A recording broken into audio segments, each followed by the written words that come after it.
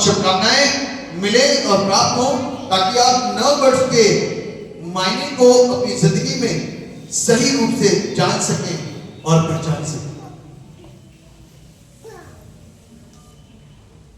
इससे पहले कि हम लोग वचन में आगे बढ़े, मैं उन हिस्सों की पुनरावृत्ति करूंगा जो आरंभ में पढ़े गए। पहला हिस्सा जो पढ़ा गया था बाइबल से वो था निर्गमन उसका 3रा अध्याय और उसके 13 पद से लेकर के 17 पद तक। निर्गमन 3:13 पद से लेकर के 17 पद तक। दूसरा हिस्सा जो पढ़ा गया था वो था प्रेरितों के काम की पुस्तक उसका 4था अध्याय और उसके 5 पद से लेकर के 12 पद तक। और तीसरा हिस्सा जो सुसमाचार पाठ का था वो था लूका लिखित सुसमाचार उसका 2 अध्याय और उसके 15 पद से लेकर के 21 पद। इनसे संबंधित जो आज का थीम है, जो आज का शीर्षक है, वो है the name of Jesus. The name of Jesus यानी कि यीशु का नामकरण। यानी कि आज 1 जनवरी हम इस बात को जानते हैं, इस बात को समझते हैं कि 8वें दिन यीशु का क्या हुआ? नामकरण। ये वो नाम है जिसको कहीं सर्च मारने की जरूरत नहीं थी। एक अलग तरीके से ये नाम स्वर्ग से फरिश्ते जो मैसेंजर है जिब्राइल के माध्यम से मरियम तक पहुंचाया गया। मरियम तक पहुंचाया गया और मरियम ने और यूसुफ ने इस नाम के अर्थ को भी स्वर्गदूत के माध्यम से सुना। और उसके बाद में जब वक्त आया, जब समय आया, तब 8वें दिन उनका रीतियों के अनुसार नामकरण हुआ और उसमें ये नाम रखा गया यीशु नाम। क्या नाम रखा गया? बड़ा पावरफुल नाम है, शक्तिशाली नाम है। इस नाम की सुनवाई है। बाइबल कहती है जब तुम यीशु के नाम से पिता से मांगोगे तो अवश्य पाओगे। किसके नाम से? यीशु के नाम से जब मांगोगे तो अवश्य पाओगे, क्योंकि इस नाम में एक शक्ति है, सामर्थ्य है। जब इस नाम को लिया जाता है, अनाउंस किया जाता है, प्रनाउंस किया जाता है, तो अंधकार के खेमे के अंदर एक अलग अग्नि काम करती है और अंधकार का खेमा हिल जाता है। आमीन। और मेरी और आपकी जिंदगी के अंदर जब ये नाम को बोला जाता है, इस नाम से प्रार्थना की जाती है, तो परमेश्वर पिता का रहम मेरे और आपके जीवन के ऊपर एक अलग अंदाज में होता है और हमारी जिंदगी का रूप बदलना शुरू हो जाता है, हालात बदलने शुरू हो जाते हैं, चीजें चेंज होनी शुरू हो जाती है। इसीलिए मैंने आपको बताया कि नया साल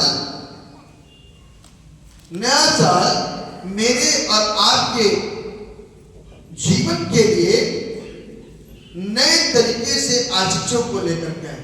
जानते हम सब कुछ है, लेकिन ये आजीजें मेरे और आपके जीवन के अंदर आनी बहुत जरूरी है और अनिवार्य है।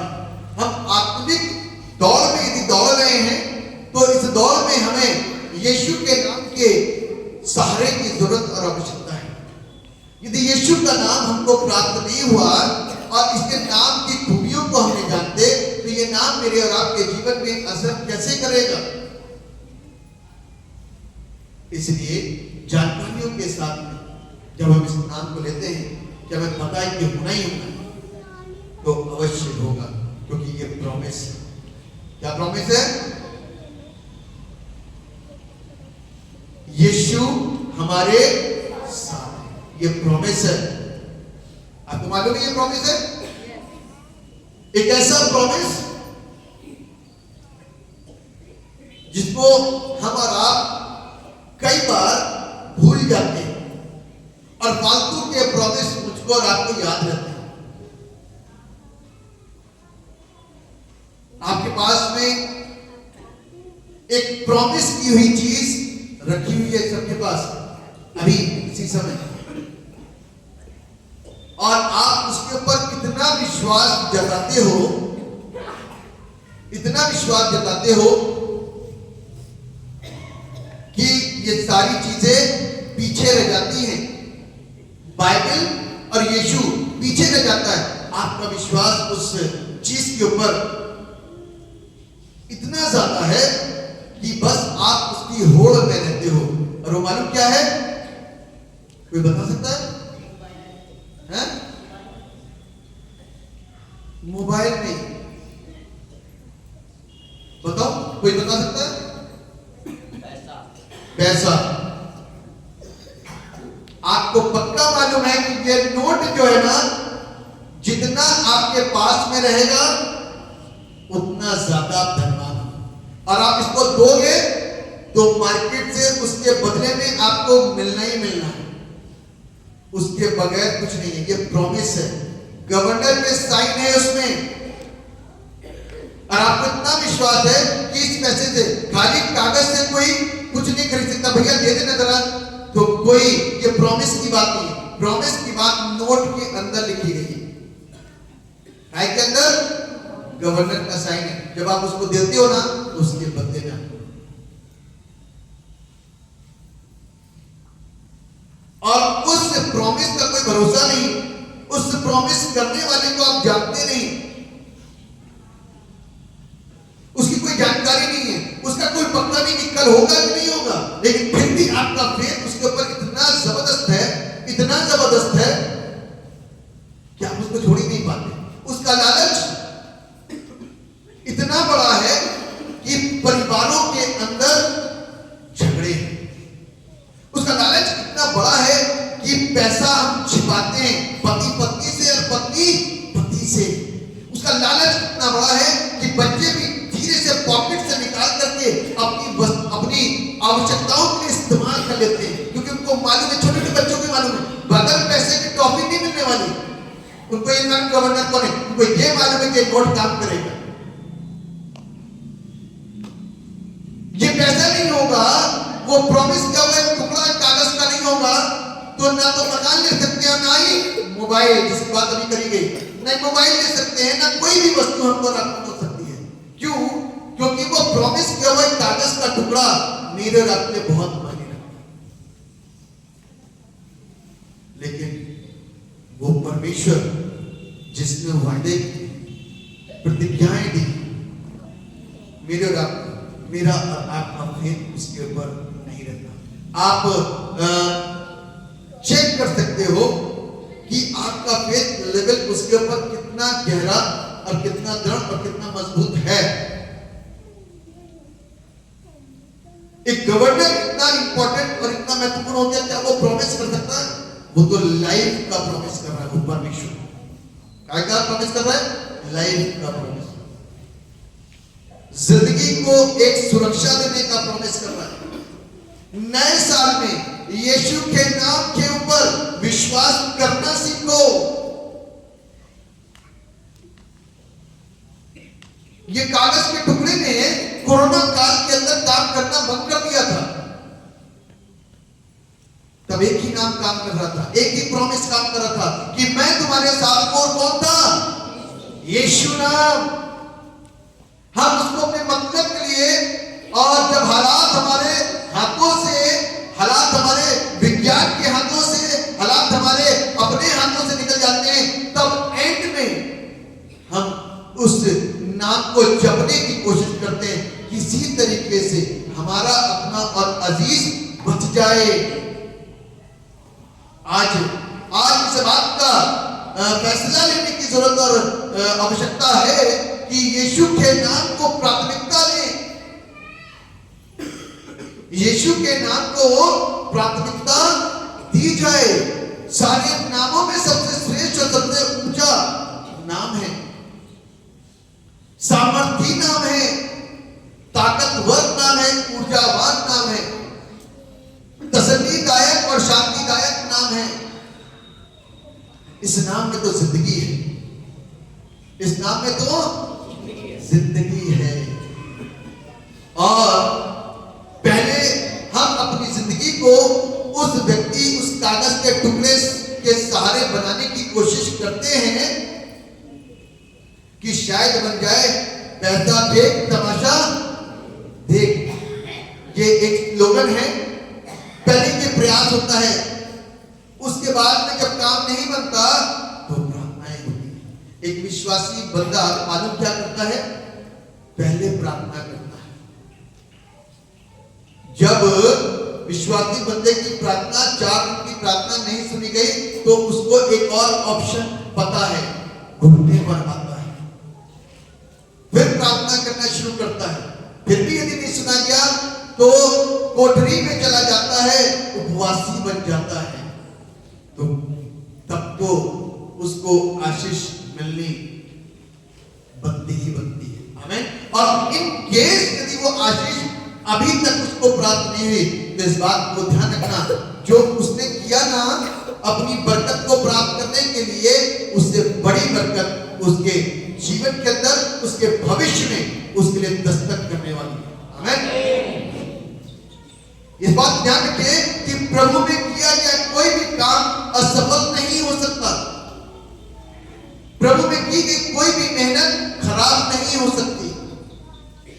वो आशीषों को लेकर के आते हैं। वो छोटी आशीष नहीं होती। मैंने बहुत सारे लोगों को इतने सालों के अंदर रोते और बिलखते देखा है जब उनके घर के हालात ठीक नहीं हो रहे थे। उन्होंने उस प्रॉमिस के हुए कागज के टुकड़े को फेंका, हालात ठीक नहीं हुए। वो विज्ञान के पास में गए, विज्ञान से भी हालात ठीक नहीं हुए, अर्थात संसारिक डॉक्टर्स, हालात ठीक नहीं हुए। पैसा पानी की तरह बहा, हालात ठीक नहीं हुए। फिर एंड में रोते हुए वो परमेश्वर के भवन में आए, हालात ठीक हो गए। अभी कल की बात बता रहा हूं मैं, अभी मेरे को नहीं पता यहां पर बैठे हैं कि नहीं बैठे। देहरादून से एक परिवार आया, अब मुझे नहीं मालूम कि वो अभी यहां पर मौजूद है कि नहीं मौजूद है।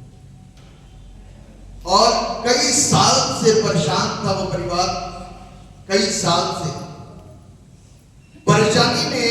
पैसा तो देखिए सबके पास में, सबसे पहला एफर्ट उसका पैसा होता है, डॉक्टर होता है। और जब हालात ठीक नहीं हुए तो किसी ने कैथोलिक का चर्च बताया और वो यहां पर आए और पिछले 24 दिसंबर की पहली प्रार्थना के अंदर उसके हालात बदल गए। आमीन। उस प्रॉमिस के टुकड़े ने उसकी लाइफ के अंदर काम नहीं किया, लेकिन एक नाम जिसके नाम का अर्थ है कि प्रभु तुम्हारे साथ और प्रभु हमारे साथ है, ने उसकी लाइफ के अंदर 1-2 मिनट की प्रार्थना ने काम करके उसके हालातों को क्या कर दिया? बदल दिया। Yesterday she was very happy. उसके घर के लोग बहुत खुश थे। क्या लेकिन देहरादून से आने में लेट हो गए, वरना मेरी गवाही थी, मेरी गवाही थी। परमेश्वर जो प्रॉमिस हुआ कागज का टुकड़ा नहीं कर सकता, वो परमेश्वर। हम उस परमेश्वर को तवज्जो नहीं दे पाते, इसलिए हमारे जीवन के अंदर काम नहीं हो पाते। अपनी विश्वास योग्यता और दृढ़ता को अवश्य बना करके रखिए। मैंने आपको बताया ना कि जब हम शुरुआत करते हैं, कोई चीज की कामना करते हैं, तो सबसे पहले प्रार्थना करते हैं, प्रभु मेरा ये काम बन जाए। एक मसीह जिंदगी की जो दौड़ है ना, वो वहीं से शुरुआत होती है प्रार्थना के साथ में। फिर दूसरा एफर्ट होता है घुटनों पर आकर के प्रार्थना करना, और तीसरा एफर्ट होता है कोठरी में जाकर के प्रार्थना करना। तो ध्यान रखिएगा, परमेश्वर रहम दिल परमेश्वर है, उसका स्वभाव है। क्या है स्वभाव? क्या स्वभाव उसका? रहम दिल, दयावान। उसने देखा कि मेरे बंदे ने जो कोशिश करी वो मेरे पास ही आकर के करी। कई बार परमेश्वर हमको चेक भी करता है। आपको मालूम है जब लाजर मरने पर था तो संदेशा उस तक पहुंच गया था, तब तक लाजर मरा नहीं था, तब तक लाजर मरा नहीं था। यीशु मसीह ने क्या बोला? 4 दिन के बाद। और जब लाजर मर गया तब प्रभु यीशु मसीह आ गए, हालातों से कहा सुधर जाओ। यीशु आ रहा। आमीन। मरियम का, मार्था का, लाजर का, यीशु आ रहा है। और जैसे ही यीशु के आने की खबर पता चली वैसे ही मार्था दौड़ करके यीशु के पास पहुंची और गिर करके इस बात को बोली, प्रभु जी यदि आप होते तो मेरा भाई लाजर, यदि तू विश्वास करेगी तो वो जीवित जाएगा। हाँ प्रभु मैं विश्वास करती हूँ, मैं बेशक खाना बनाती थी लेकिन मेरे कान तेरे वचन की ओर लगे रहते थे। तूने पुनरुत्थान के विषय में जानकारियां दी और मेरा ध्यान था उस दिन की शिक्षा के ऊपर। मुझे मालूम है पुनरुत्थान के दिन वो जीवित हो जाए। मालूम है हम सबका पुनरुत्थान क्या जानते हैं आप? आज नया साल है लेकिन आप कह रहे हो पुनरुत्थान के विषय में बात की जा रही है। आज नया साल है और नए साल के अंदर मैं बताना चाहता हूं पुनरुत्थान के विषय में आपकी प्रॉपर नॉलेज क्या है? क्या है पुनरुत्थान? पुनरुत्थान क्या है?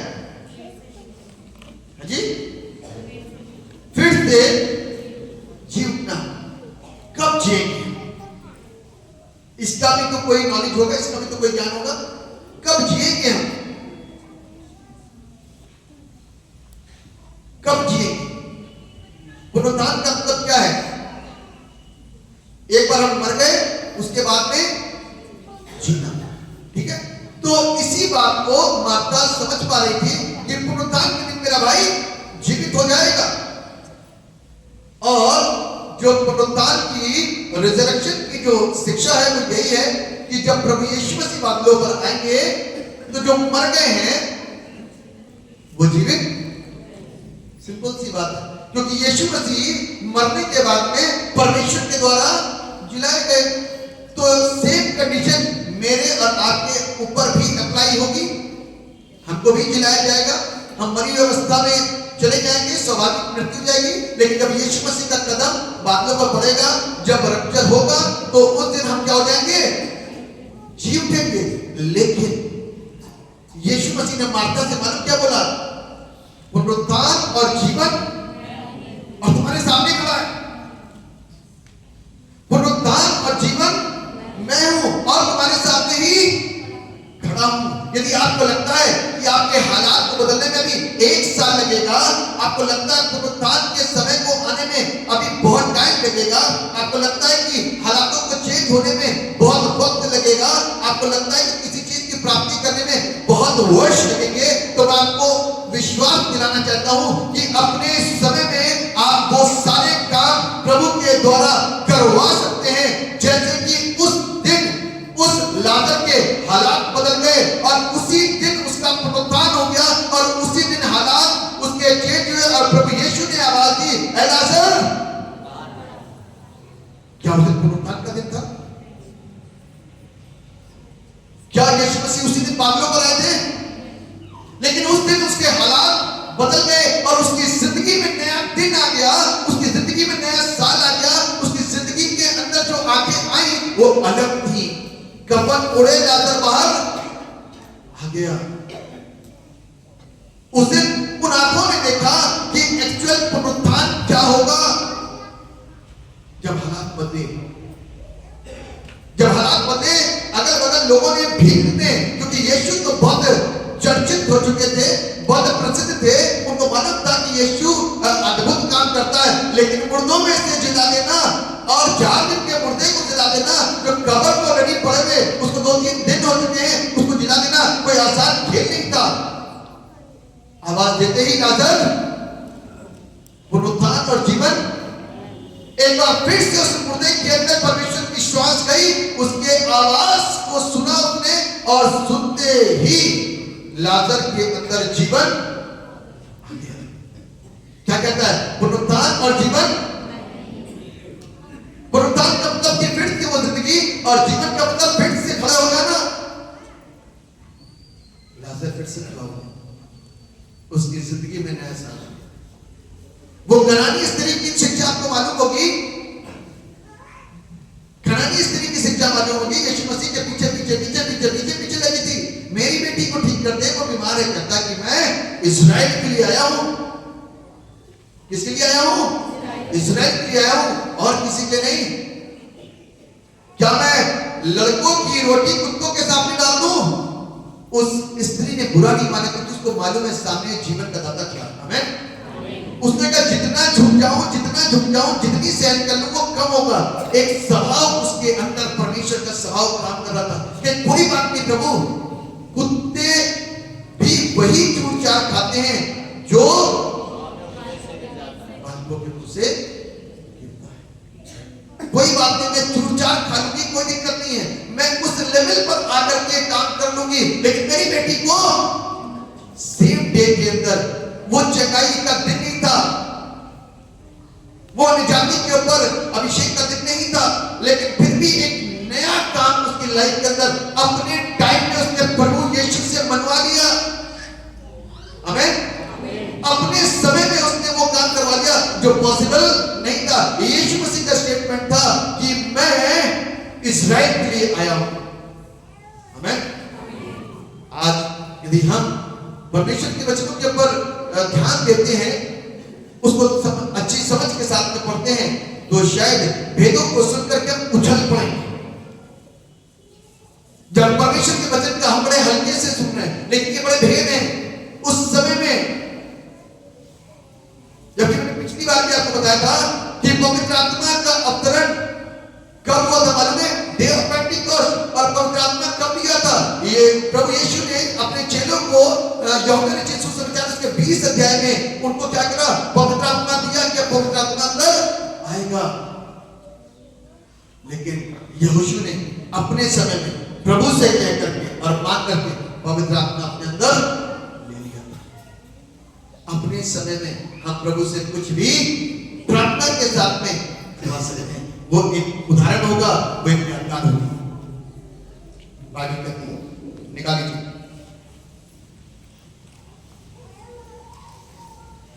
लूका रचित सुसमाचार उसका 15वां अध्याय, उसका दूसरा अध्याय, उसके 15वें पद को एक जोर से पढ़े।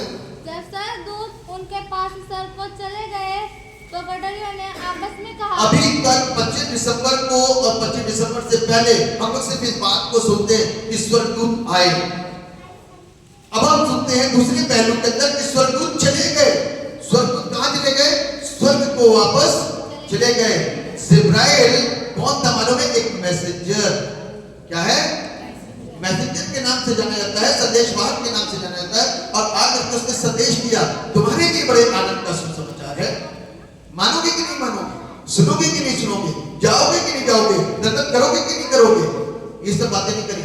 ये बात को बोला कि तुम्हारे लिए बड़े आनंद का सुसमाचार है कि तुम एक बालक को कपड़े निपटा और चरनी में पड़ा पाओगे। और बात आपको कहती है, आगे पढ़ो बेटा, क्या लिखा हुआ है? आओ हम बैतलहम जाकर। अब गड़बियों का काम शुरू हुआ। इसका काम शुरू हुआ गड़बियों का। क्या कोई इतना जरूरी था? इतना स्पेशल था कुछ? ऐसा कैसा हो गया कि इतना असर उनकी लाइफ के अंदर आ गया कि उन लोगों ने कहा आओ हम बैतलहम जाकर के। यह बात जो हुई है, यह बात जो हुई है और जिसे प्रभु ने हमें बताया है, और जिसे प्रभु ने हमें बताया है, देखें। उस समय लोगों की नॉलेज बड़ी स्पष्ट थी। उनको मालूम था कि मैसेंजर जो आया है ये प्रभु की तरफ से। जो मैसेंजर आया है वो कहां से आया है? वो प्रभु की ओर से आया है, प्रभु की तरफ से आया है। अब क्या करना है? हमें उसके मैसेज का पालन करना है। और मैसेज का पालन करना है। आगे क्या हुआ है? और उन्होंने तुरंत जाकर मरियम और यूसुफ को और चरनी में उस बालक को पड़ा देखा। इन्हें देखकर उन्होंने वह बात जो इस बालक के विषय में उनसे कही गई थी प्रकट की। हाँ, बस लिखा हुआ है कि उन्होंने फैसला लिया कि हम जाएंगे। एक गडरिया नहीं था, एक गडरिया नहीं था। एक व्यक्ति का अपना फैसला हो सकता है, लेकिन जब 4-5 बैठे हो ना तो सबके ब्रेन अलग तरीके से काम करते हैं, सबके दिमाग अलग तरीके से काम करते हैं। कोई कहेगा चलो छोड़ो क्या करना जा करके, कोई कहेगा नहीं चल के देखेंगे, कोई कहता है छोड़ो अब इतनी रात में कैसे क्या करेंगे, छोड़ो रहते का नहीं चलेंगे। अब उसके बाद में 2 लोग कहेंगे चलेंगे और 4 लोग कहेंगे नहीं चलेंगे। ऐसा नहीं। आप देखो जब परमेश्वर काम कर रहा है किसी की लाइफ के अंदर तो सबके माइंड सेट को सेम करना है। और सबने क्या कहा चलेंगे और सारे के सारे चल पड़े बगैर किसी विवाद के, वहां से उठे और चल करके वहां पर पहुंचे। उस जर्नी में उस बालक को पड़ा देखा और इन्हें देखकर उन्होंने वो बात जो उनसे इस बालक के विषय में कही गई थी प्रकट की लिखा। और सुनने वालों ने उन बातों से जो गडरियों ने उनसे कही आश्चर्य किया। अब सबसे पहले उन्होंने आज्ञाकारिता को निभाया, पहली बात। दूसरी बात उन्होंने गवाही दी। तीसरी बात कि उनकी गवाही इतनी प्रभावशाली थी कि सुनने वालों ने सरप्राइज किया, आश्चर्य किया। बड़ी मुख्य बात है कि आप किस तरीके से आकर के दूसरों को शिक्षित कर रहे हैं, किस तरीके से आपकी गवाही दूसरों की लाइफ के अंदर एक प्रभाव को डाल रही है, किस तरीके से आपकी गवाही को सुन करके दूसरा व्यक्ति कन्विंस होता है। लिखा है कि जितने लोगों ने सुना वो सब क्या हो गए आश्चर्य किया। परंतु मरियम ये बातें अपने मन में रखकर सोचती रही। मरियम के लिए तो एक सपना सा नहीं हो गया। अब जो उसकी गोद में है सोचो कि वो उसको क्या बोल रही होगी, कैसे संबोधित कर रही होगी, मन के अंदर क्या चल रहा होगा, सोच विचारों के अंदर क्या चल रहा होगा। कहूं क्या छोटा सा है बच्चा बोला जाएगा, लेकिन तो परमेश्वर है, लेकिन ये तो परमेश्वर है। आप सोचो उस समय की फीलिंग क्या होगी मरियम की। और बाइबल इस बात को बता रही है कि मरियम ये सब बातें अपने मन में रखकर सोचती रही और गडरिये जैसा उनसे कहा गया था वैसा ही सब सुनकर और देखकर परमेश्वर की महिमा और स्तुति करते हुए लौट गए। वो एक बालक हेब्र में लेके अजीब और हस्ती राजा तो एक्चुअल में है, लोग उसे दंडवत करने के लिए आए, लोग उसे देखने के लिए आए। राजा तो वही है जो कि प्रजा के साथ में रहे, प्रजा के ऊपर सिर्फ अधिकार जताने के लिए नहीं। किसी भी राजा के घर में कोई बालक पैदा होगा तो कोई मिलने नहीं देगा। एक्चुअल राजा यही है जो कि प्रजा के साथ में है। और इस छोटे से बच्चे को लोग दंडवत करने के आए, इसका मतलब कि वो स्पेशल है और अजीब हस्ती बना हुआ है। आमीन। 9 साल के अंदर नामकरण बाइबल कहती है जब 8 दिन पूरे हुए और उसके खतने का समय आया तो उसका नाम यीशु रखा गया, जो स्वर्गदूत ने उसके पेट में आने से पहले, देखिए पेट में आने से पहले स्वर्गदूत ने नाम को बता दिया था। ये नाम कहां से आया? इब्रानी भाषा के जोशुआ शब्द से निकल करके आया। ये जोशुआ शब्द जो है वो इब्रानी भाषा का शब्द है। उस जोशुआ शब्द से ये नाम निकल करके बाहर आ गया और वहां से जिसके नाम का अर्थ होता है सेवियर, जोशुआ के नाम का अर्थ होता है सेवियर, और ये सेवियर हमारे बीच में, हमारे मध्य में आ गया। और आज जब हम इसको सुनते हैं और सीखते हैं तो तू इसका नाम यीशु रखा, जिसके नाम का अर्थ है कि प्रभु हमारे। अब हम बीमारी में हैं तो वो सेवियर हमको हमारी बीमारी से आजाद करता है। हम दुष्ट आत्माओं में ग्रस्त हैं तो वो सेवियर हमको दुष्ट आत्माओं से आजाद कर रहा है। कुछ एफर्ट नहीं करना पड़ रहा, वो हमको दिख नहीं रहा, हम मांगे तो मांगे कहां, इतना तो विश्वास नहीं है, लेकिन जो मांग रहा है यीशु के नाम से, सिर्फ उसी के नाम से उसकी जिंदगी के अंदर प्रभाव पड़ता है, और प्रभाव पड़ते ही वो आजाद हो जाता है। आमीन। प्रभाव पड़ते ही वो आजाद किया जाता है। बाइबल कहती है ये नाम हल्का नाम नहीं है।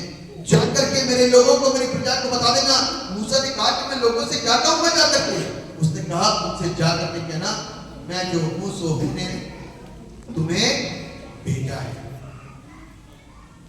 निर्गमन उसका 3रा अध्याय और उसके 3रे पद से, उसके 13 पद से लेकर के 17 पद तक में मूसा ने बोला कि तू मुझे भेज रहा, मैं उनके बीच में जाऊंगा, मैं कहूंगा कि किसने मुझे भेजा है? उसने कहा जाकर के उनसे कह देना, मैं जो हूं सो हूं ने तुम्हें भेजा है।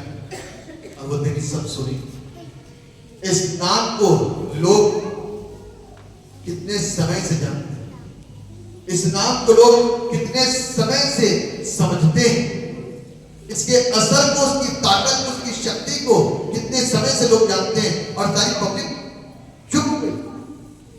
हाँ भैया, जिसने बताया बिल्कुल एक्चुअल बताया, मैं जो हूं सो हूं, यानी कि एक व्यक्ति का विश्वास सारी जनता कर रही है, क्योंकि इस व्यक्ति के पास जो मैसेज डायरेक्ट आया वो यही कहा कि तुम सीधे ये जाकर के बोल देना तो ये सब मानेंगे, और ऐसा ही हुआ। मूसा ने जब बताया ना तो सबने मान लिया। मेरे भाई, आज नए साल के अंदर हम और आप अपनी जिंदगी के अंदर उन बड़े फैसलों को ले सकते हैं कि यीशु के नाम को लेने से हम यीशु के साथ में जुड़ जाते हैं। क्या होते हैं? जुड़ जाते हैं। और यीशु के साथ जुड़ा हुआ व्यक्ति कभी भी अंधकार की शक्तियों के साए के नीचे नहीं आता। बीमार तो होगा, मृत्यु तो आएगी, लेकिन अंधकार की शक्ति का प्रभाव उसकी लाइफ के ऊपर असर नहीं डाल सकता, क्योंकि वो प्रभु से जुड़ा हुआ है। जिसकी लाइफ के अंदर प्रभु यीशु का करंट है ना, तो वो प्रभु यीशु मसीह की उपस्थिति के द्वारा अंधकार की शक्तियां उससे दूर रहेगी, और वो प्रभु की दया के द्वारा सुरक्षित बना रहेगा। दूसरी बात कि यीशु का नाम जब हम लेते हैं या मेरी जिंदगी में आता है, तो जीवन की नई राह जीने की एक नई स्थापना हो जाती है। यीशु का नाम जब अपने जीवन के अंदर रखते हैं ना, तो जीवन जीने की एक नई राह की स्थापना हो जाती है। क्योंकि अभी तक तो हम किस रंग पे चलते थे, लेकिन यीशु का नाम जब हमारे जीवन के अंदर आया तो राहें बदल गई। चलते उसी से बैठते हैं, ब्रेक भी वही है, लेकिन पता नहीं सिस्टम के अंदर चेंज क्या आ गया, पता नहीं चला। सॉफ्टवेयर कैसे चेंज हो गया, बगैर चेंज करे चेंज हो गया, बगैर ऑपरेशन करे अंदर का सारा सिस्टम चेंज हो गया। क्या ऐसा पॉसिबल है? परमेश्वर के लिए सब कुछ संभव है। परमेश्वर सब कुछ कर सकता है, परमेश्वर की सारी चीजें संभव है।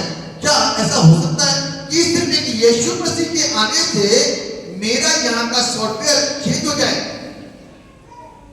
मेरे अंदर का सिस्टम चेंज हो जाए?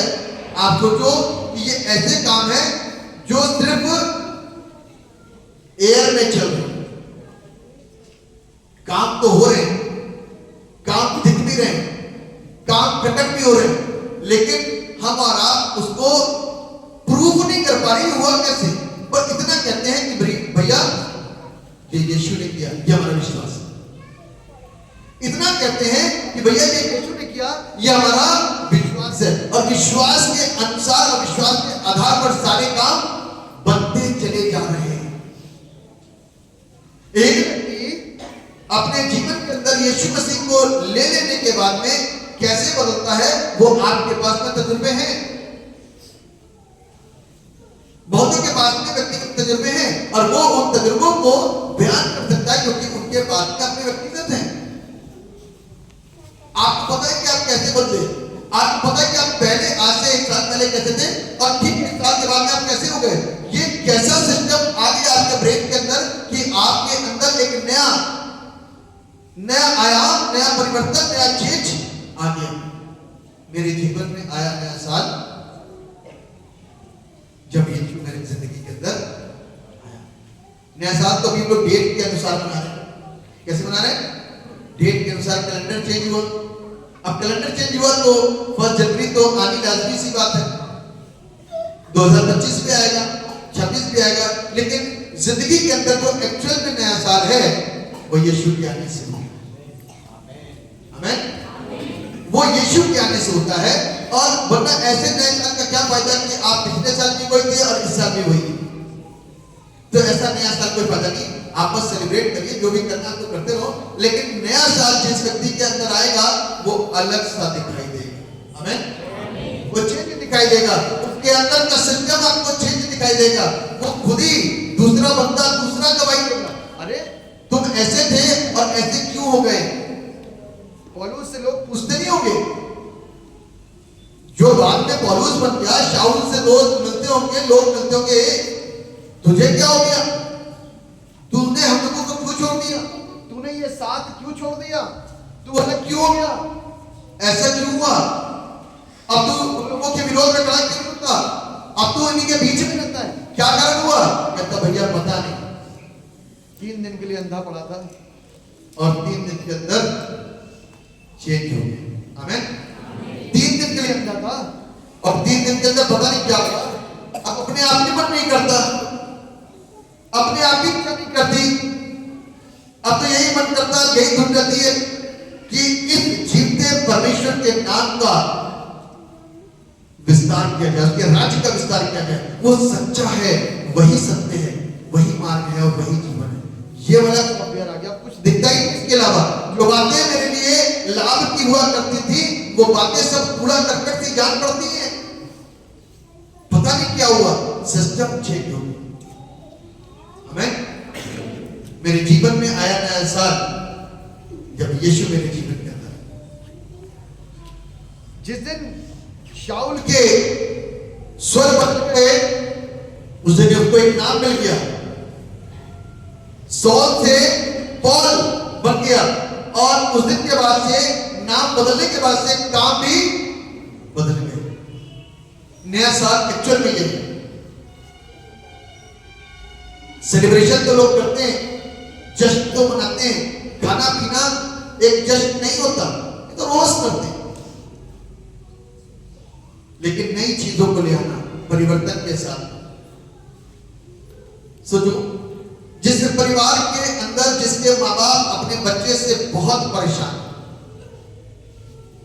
उन माँ बाप से मेरा प्रश्न है जो अपने बच्चों से बहुत परेशान है, उनकी जिंदगी के अंदर यीशु मसीह आ जाएगा तो उन माँ बाप से पूछो कि उनके जीवन के लिए और उनकी जिंदगी के लिए सबसे उत्तम दिन वही होगा जिस दिन उसका बच्चा बदल।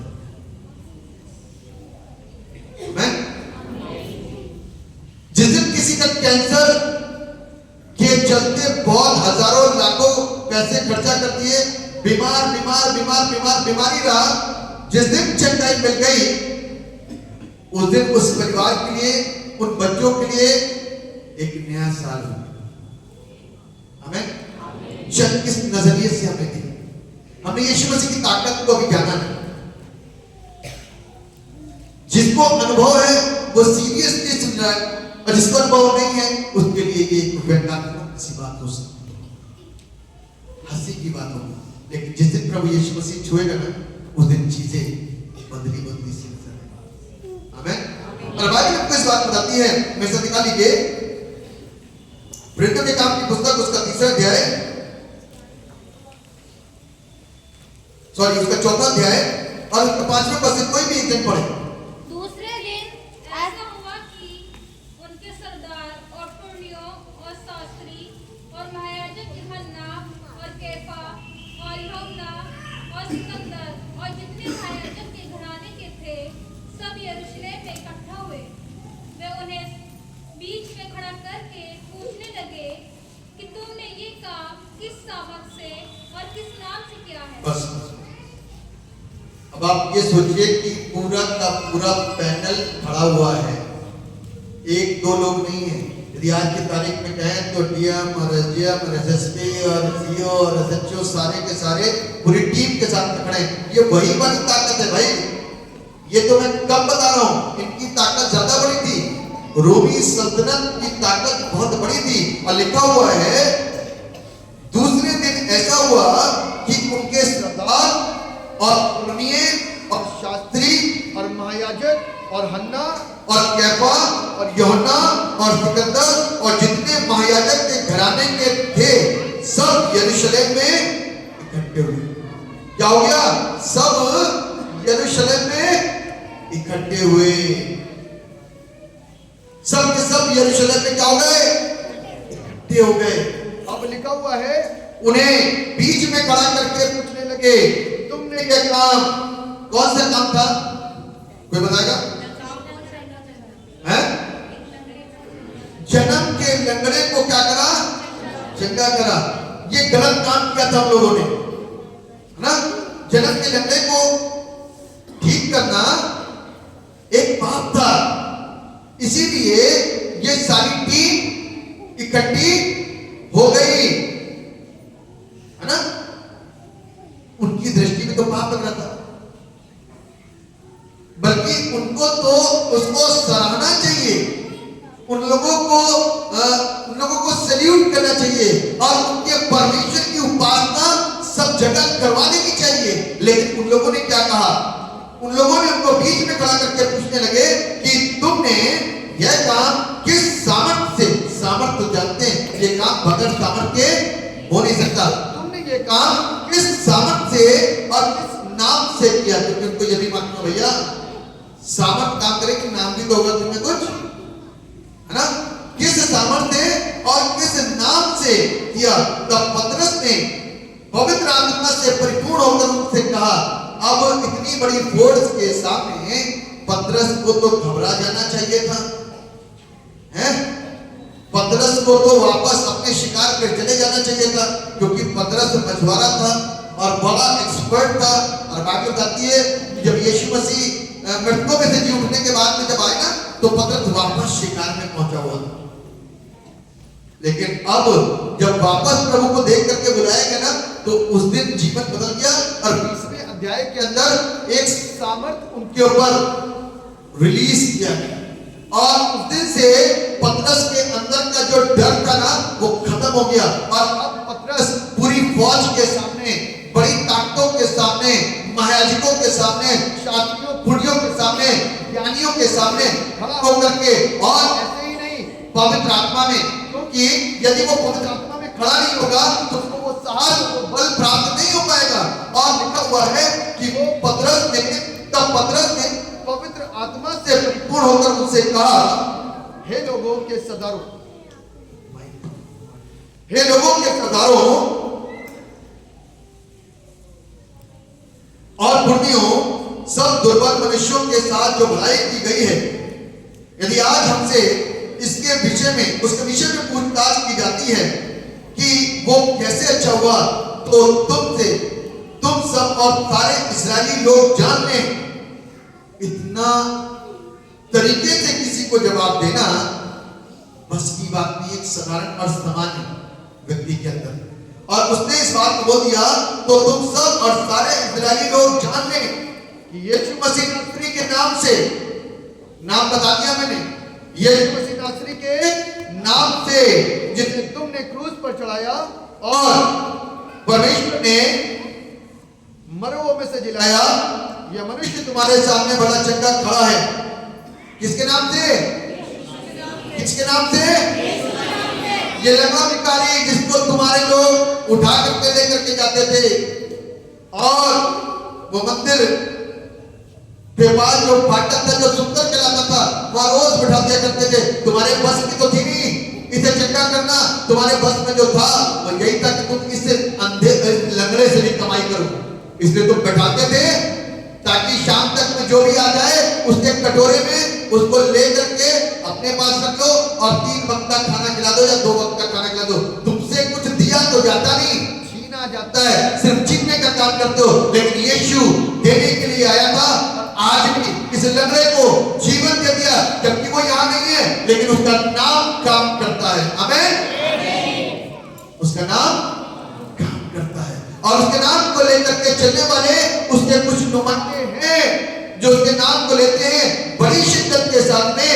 और इस व्यक्ति की लाइफ के अंदर आज नया साल आ गया, क्योंकि यीशु ने क्या कर दिया, अपने नाम की सामर्थ के द्वारा इसके टखनों में बल डाल दिया, और इसका पैर जो लुच्च था, जो बेकार था, जो उठ नहीं सकता था, लेकिन एक नाम की सामर्थ के द्वारा ना ऑपरेशन किया गया, ना कोई उसमें रोक लगाई गई, ना कोई टाका लगाया गया, ना कोई सिलाई की गई। यीशु के नाम की सामर्थ ने उसके टखनों के अंदर बल दे दिया, और ये क्या हो गया, लंगड़ा और ये दुर्बल व्यक्ति ठीक हो गया।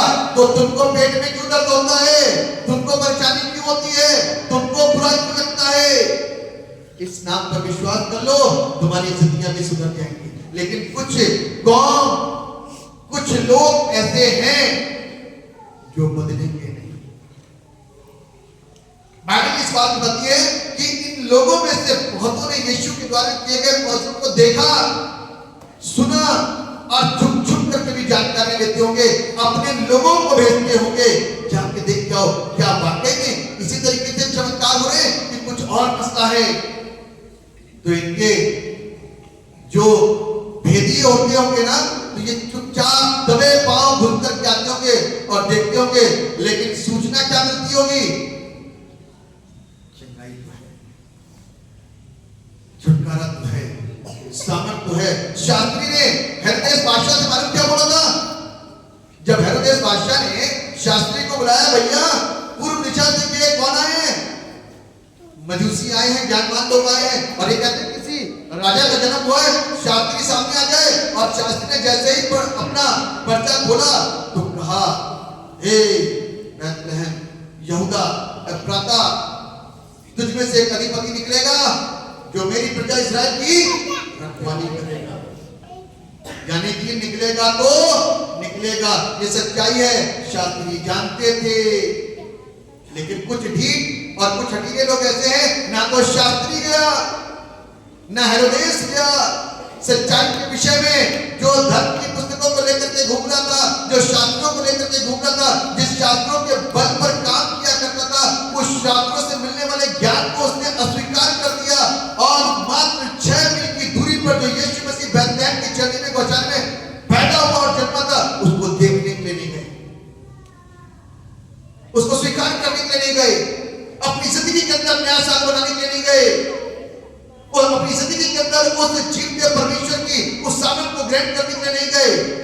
पास में रहने के बावजूद भी प्रभु के पास में नहीं पहुंचे। आज बहुत सारे ऐसे लोग हैं जिनको सब पता है कि यीशु क्या कर सकता है, लेकिन फिर भी जाते नहीं, फिर भी जाते नहीं। उनको नया साल नहीं चाहिए, उनको जश्न चाहिए। खाना पीना एक जश्न है, नया साल नहीं चाहिए, यीशु नहीं चाहिए, लाइफ के अंदर यीशु मसीह नहीं चाहिए। उनकी तो सोच यही है कि मर जाएंगे तो ठीक है, क्या दिक्कत है, कौन नरक स्वर्ग किसने देखा। लेकिन इस बात बताते हैं, आज जब कोई पीड़ा होती है ना, तो आत्मा को पीड़ा होती है, और उस समय सिर्फ ये शरीर की जो हमको मिला ना, सिर्फ यही हटेगा, यही जलेगा, यही मरेगा, यही दबेगा, यही बढ़ेगा। आत्मा अमर रहेगी, दो रूप में काम करेगी, या तो स्वर्ग पहुंचेगी या फिर नरक पहुंचेगी। ध्यान रखना, अपनी दुकान को खाली कर लेते हो तो मेन मटेरियल आपने निकाल लिया, दुकान का बारदाना ऐसे रह गया, उसको जला करके फेंक सकता है, उसको बेचा जा सकता है, लेकिन अपना अंदर का जो बारदाने के अंदर का माल उसको कोई किसी को नहीं देता। ठीक उसी प्रकार से हमारा ये बारदाना जला दिया जाएगा, कुछ भी हो जाए, ये बेकार हो जाएगा, लेकिन अंदर जो आत्मा ना यीशु मसीह की हो जाए के लिए प्रैक्टिस करिए। नए साल के अंदर यीशु की हो जाए ये आत्मा, उसके लिए प्रैक्टिस करिए, ताकि हम और आप एक आशीषित जीवन को देखें। जो सुनते हैं उसको बताना शुरू करें, जो देखते हैं उसे कहना शुरू करें, ताकि लोगों के ऊपर आश्चर्य छा जाए। मेरा विश्वास है कि जब इसने इस इस तरीके से प्रचार करा तो लोगों के जी में जी आ गया होगा, लेकिन अब अहंकार को कहां से खत्म करें? हम इतनी बड़ी बात करते थे, उसको कैसे लोगों के सामने झुक जाए? झुक नहीं सकते थे ये रोमी सल्तनत के लोग। और बाइबल में लिखा हुआ है, यदि आगे पढ़ेंगे तो लिखा हुआ है, ये वही पत्थर है जिससे तुम राजमिस्त्रियों ने तुच्छ जाना और वो कोने के सिरे का पत्थर हो गया, किसी दूसरे के द्वारा उद्धार नहीं। इस बात को स्पष्ट कर दिया। किस बात को स्पष्ट कर दिया? किसी दूसरे के द्वारा। कितने लोग जानते हैं, कितने लोग मानते हैं कि किसी दूसरे के द्वारा उद्धार नहीं है? किसके द्वारा है? यीशु के द्वारा उद्धार है। इस बात को बड़े स्पष्टता के साथ में पत्थर से बोल दिया, किसी दूसरे के द्वारा उद्धार नहीं है। लिखा है कि क्योंकि स्वर्ग के नीचे और मनुष्यों में और कोई दूसरा नाम नहीं दिया गया, एक ही नाम स्वर्ग से दिया गया है। आमीन। उसका नाम यीशु है, जो तुम्हें तुम्हारे तमाम पापों से छुटकारा दिला करके तुमको आजाद करेगा। एक ही नाम दिया गया है, तो लिखा है स्वर्ग के नीचे मनुष्यों के बीच में और कोई दूसरा नाम दिया ही नहीं गया। आमीन। वो उद्धार सिर्फ इसी नाम से है। और अंतिम लाइन लिखा है, जिसके द्वारा हम उद्धार पा सके। जो कोई उसके पास में आएगा वो उद्धार पाएगा, और जो उसके पास में नहीं आएगा उद्धार उसका कभी नहीं हो सकता। उद्धार उसका कभी नहीं हो सकता। आज ये वचन मेरे और आपके जीवन के अंदर काम करे। नए साल की आराधना में आप परमेश्वर के भवन में हैं, परमेश्वर के साथ अपने रिश्ते को अटूट और मजबूत करके चलना। कुछ फैसले, कुछ प्रण, कुछ दृढ़ संकल्प करिए कि प्रभु को ना छोड़ेंगे और प्रभु को ना त्यागेंगे। जिंदगियां मिट सकती हैं, सब कुछ हो सकता है। कलाम आपके पास में रहेगा, पवित्र आत्मा को आप घर बैठ करके भी प्राप्त कर सकते हो, मान करके चर्च में प्राप्त कर सकते हो। दृढ़ संकल्प करो कि हम अपनी मजबूती के साथ में चर्च की मजबूती बन जाएंगे, चर्च को मजबूत करेंगे, दृढ़ करेंगे, सपोर्ट करेंगे और अपने विश्वास को, अपनी विश्वास योग्यता को सदा प्रभु के साथ में दर्शाते और प्रकट करते रहेंगे। यही नया साल है, यही नया साल है। मेरी तरफ से एक बार फिर से wish you a very happy new year to all and everyone. परमेश्वर आप सबको नया साल आशीषित करे, आपके जीवन के अंदर बहुत सारी आत्मिक आशीषें आए और आपके संबंध प्रभु के साथ में जुड़े हो, और जिसके संबंध प्रभु के साथ में है उसको और उसकी जिंदगी के अंदर शैतान हस्तक्षेप नहीं कर सकता। आमीन। उसके जीवन के अंदर परमेश्वर का वचन जिंदगी भर तक काम करेगा और वो परमेश्वर के वचन के सहारे सहनशील बना रहेगा और बढ़ता रहेगा और आशीषित रहेगा। लोग उसको कुछ भी कहें, तुमको इतनी दुआ प्रार्थना करने वाले लोग ताने दे सकते हैं, लेकिन आपके पास में जो अंदर सहनशीलता है वो वहां से आई है और उसी के सहारे आप कुछ नहीं बोलोगे, परमेश्वर आपके साथ में होकर के आपकी ओर से बोलेगा। आमीन। आमीन। परमेश्वर इस वचन के द्वारा सबको आशीषित करते हैं। अपनी आंखों को बंद करेंगे, दुआ करेंगे। जीवित और समर्पित पिता परमेश्वर, धन्यवाद देते हैं प्रभु नववर्ष की इस सुंदर आराधना के लिए, जिसमें कि प्रभु आपने हमको ये मौके और अवसर दिए कि प्रभु हम आपके वचन के द्वारा आशीष पाएं। आप हमारे जीवन के अंदर अपने वचनों को डाल दीजिए ताकि प्रभु नववर्ष की इस पहली आराधना के अंदर इस वचन की आशीष हमारे जीवन के अंदर आ सके और प्रभु हम सुंदर जीवन को बसर करें और सुंदर जीवन को जिए और आपके नाम को महिमा दे सके। आपने हमारी प्रार्थनाओं को सुन लिया कर पिता, उपस्थित सब लोगों को आशीषित किया है। हम जिंदगी की दौड़ में दौड़ रहे हैं और इस दौड़ में जीत के लिए दौड़ें और इसके लिए तैयारी करें ताकि हमारे सरों पर उस विजय के मुकुट की प्राप्ति हम कर सकें। आप दया करेंगे तो इस 2024 के अंदर एक बड़ा परिवर्तन, एक बड़ी परिपक्व कलीसिया, एक समूह यहाँ पर इस साल के अंत तक दिखने पाएगा, एक बड़े प्रभावशाली अंदाज में। और परमेश्वर आपके राज का विस्तार सिर्फ एक व्यक्ति के द्वारा नहीं, हर एक विश्वासी के जीवन के द्वारा होगा और वो बड़ी स्पष्टता के साथ में, दृढ़ता के साथ में आपके राज का विस्तार करेंगे, उन लोगों को मजबूत बनाएंगे कंप्रोमाइज की जिंदगी को नहीं जीना, लोगों को मजबूत बनाना। जब हम मजबूत होंगे तो हमारे साथ हमारा चर्च मजबूत होगा। परमेश्वर आप सबको बड़ी बरकत दीजिए और सबको अपनी महिमा के इस्तेमाल कीजिए। सारा महिमा गौरव आपको देते हुए इस दुआ को उद्धार करने वाले मुक्तिदाता प्रभु यीशु नासरी के नाम में करके मांग लेते हैं। सुनिए और कबूल कीजिए। आमीन।